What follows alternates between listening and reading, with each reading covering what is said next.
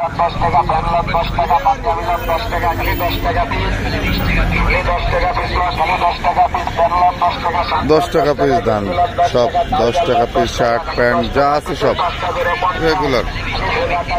10 টাকা কাউজালাম 10 টাকা শাকলাম 10 টাকা ফ্যানলাম 10 টাকা পাঞ্জাবিলাম 10 টাকা খালি 10 টাকা পিস কত কত 10 টাকা পিস খালি 10 টাকা পিস তোরে নিবার না ভিডিও তোরে নিবার না 10 টাকা কাউজালাম তোরে ভিডিও নিবার বেচা কিনা কেমন?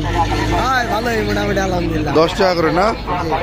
এগুলো মানুষজন করে আরাম পায় তাই না? কাজ কাম করে যারা যে রাজমিস্ত্রির কাজ কাম করে কেটে খাওয়া মানুষজন কেনে তো এক হিসেবে ভালো হয়েছে গরিব মানুষের জন্য তাই না?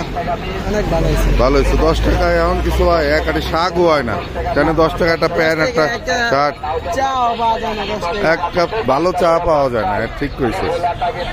এই জায়গা 10 টাকায় শার্ট প্যান্ট এগুলো কোত্থেকে আনো তোমরা?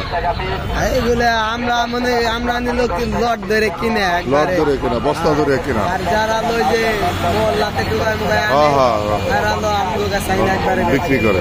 বুঝছি।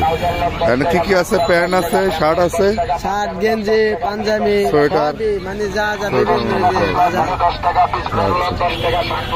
মানে সব 10 টাকা যা নেবে তাই 10 টাকা।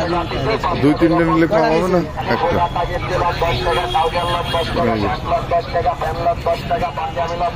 10 টাকা সব 10 টাকা যে যা নেবেন দাও 10 টাকা।